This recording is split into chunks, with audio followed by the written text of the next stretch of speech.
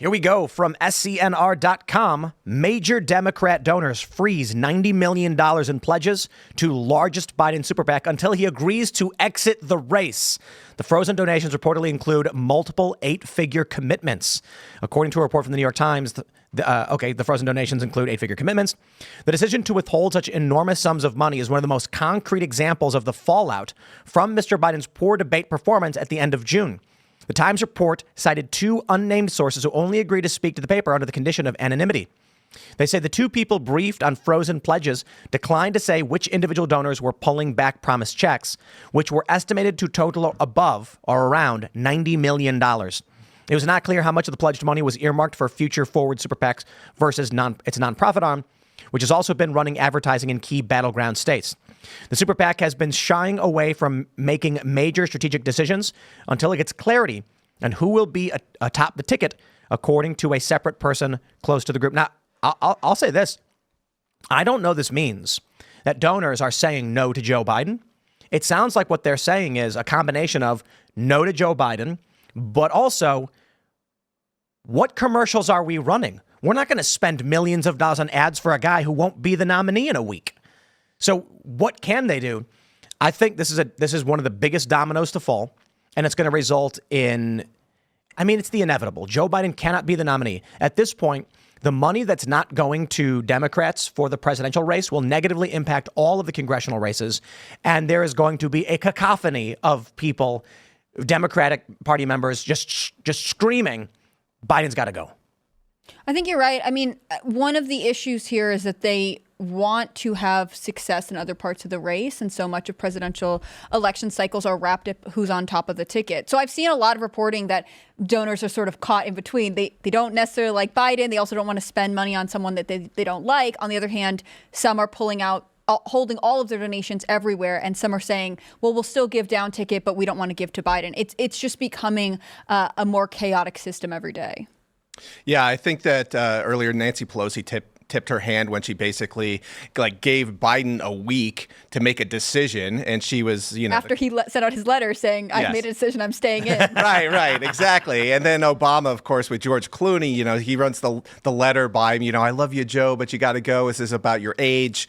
This is about anything. So they're kind of softly trying to nudge him out of the White House before the convention, so they don't have to pull a coup and go to secret ballots and super delegate him. But in Michigan tonight, Joe Biden's out there saying, I'm not going anywhere. It's almost like Wolf of Wall Street. It's like, but the knives are out in the media. Obama's basically behind the scenes with a lot of these, media outlets. So I think that's really, the market imprimatur that, Barack is kind of behind the scenes putting on this. That but Biden's people seem to be the last to know that they're the holdouts. They're done. Yeah. They're done. But so here's the question that I have, right? Because all of this speculation is in the press, and there's been speculation, of course, about Hillary Clinton, Whitmer, Newsom, Michelle Obama, Kamala Harris, even. When you look to the prediction markets, I got a predicted pulled up right here. Michelle Obama is only at around 6 cents a share, right? Joe Biden, once again, is the front runner. That's surprising. Kamala Harris jumped ahead with, earlier, I think she had 53 cents and Biden had 33. It was a huge split. Biden's back on top. But if people really do think, one, that Barack Obama is orchestrating a coup behind the scenes and that Joe Biden will likely be forced out because of it, then why not bet on Michelle Obama? Why isn't Michelle Obama higher up than Kamala Harris? I heard that she said she didn't want to do it. She doesn't want to do it. She's never been politically ambitious. Right. But what does that mean? Hillary Clinton had already secured her place in the Senate by the time her husband was leaving office, right? She was ready to take her time as a first lady and launch her next phase of her political career. Michelle Obama, has been on the yachts and has these adult daughters now. She's happy to be wealthy and influential and to do the talk show circuit when she has a book out, but she's never really shown any interest in holding some level of political office, at least post her days as the first lady. But I don't think a lack of displaying a desire for this is indicative of she doesn't want to do it. Well, something that I would find interesting is if Obama was truly behind the George Clooney op-ed, why was her name not floated in the op-ed? Because I believe it was only Gretchen Whitmer and Gavin Newsom that was mentioned. Mm-hmm. And you're right in that if she was politically ambitious, the time to do it would have been off the back of Becoming, which in the UK was over every single billboard on all of the bus stops and all the train stations. So there was a mass marketing campaign around it. She's still looked upon favourably by the sort of normie establishment. Doesn't seem she wants to do it, even though she probably would be a compelling candidate for some of those people that think Joe Biden has his brain leaking out of his ears, but don't think they could vote for Trump based on vibes. I think in the background of this is the logistics of trying to get anybody except Kamala Harris at the top of the ticket, because there are a number of swing states, and Pennsylvania being one, where you cannot, after you get the delegates in that state, you cannot switch. Like after the primary, you cannot switch them out. They don't transfer. A lot of states they do, but there are like 3 or 4 major swing states where they just won't. You're being bugged. Yes, I know. Well, look, I hit a Pence's nerve. best I hit friend a is nerve on you. there. Yeah, Mike Pence. There you go. So, so I think the logistics of it is really, really difficult to try to just airdrop Michelle Obama, in a parachute at the convention and just be like, ta-da, here's your new candidate. I think. Also, there's the other factor of Kamala Harris getting passed over. I think they made a big deal out of making her, essentially a DEI thing. I don't think it's unfair to say because of the way Biden, postured it at the time. And that's going to cause a major schism. So we could see something at the convention like 1968 Redux if anybody but Kamala Harris is the nominee. But I think, what you said about Michelle Obama is valid. She is definitely, like, the betting markets I see reflect the odds of her just suddenly being thrust to the Yeah, but what I'm saying is, with all of these people suggesting it, her odds should be higher.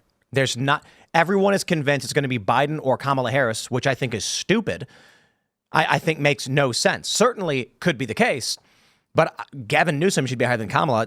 The idea that there is no way around Kamala Harris does not make sense. She's not going to do better than Joe Biden. No. So if the real issue is that Joe can't win, Kamala can't win either. So right. they would need Newsom or Michelle Obama. When we hear that it is Obama himself behind the scenes orchestrating this, I think that is even a tiny morsel of evidence that Michelle Obama is going to be the pick. I just don't agree. I think that if she had wanted a political career, we would have known by now. And I suspect even if Obama is the one behind it, he's like, Michelle, please run. And she's like, absolutely not. Please leave me alone. I told you before. I've told you every year I don't want to do this. I think you're right. But we don't know. There's a certain level. I mean, we don't know it, but we also can make an assumption based on the fact that she didn't seek political office after the White House.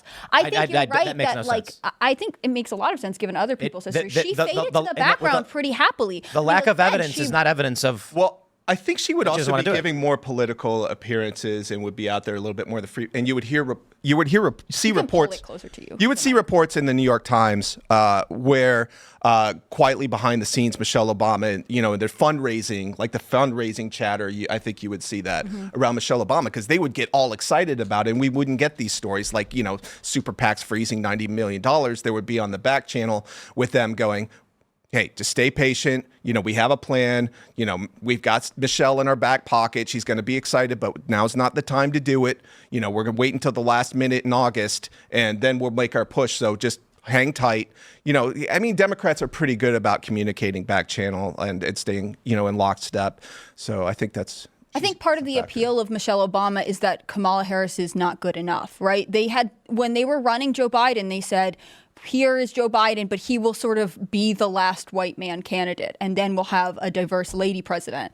And they tapped Kamala Harris, I assume because she was just in the race already and had the face recognition. But it's not that they think that Kamala will succeed, that they think she should be on the tickets. It's just that she's there. And I think if they could swap in Michelle Obama, maybe they would do it, again, for the same sort of visual reasons. But again, I think the big obstacle there is Michelle doesn't want to do it. If you look further down ticket, they're not tapping AOC. No one's throwing out anyone else. They really don't know what to do here. Well, I think the other thing is Kamala Harris is like the queen of Oppo research, and she feels like she's owed this.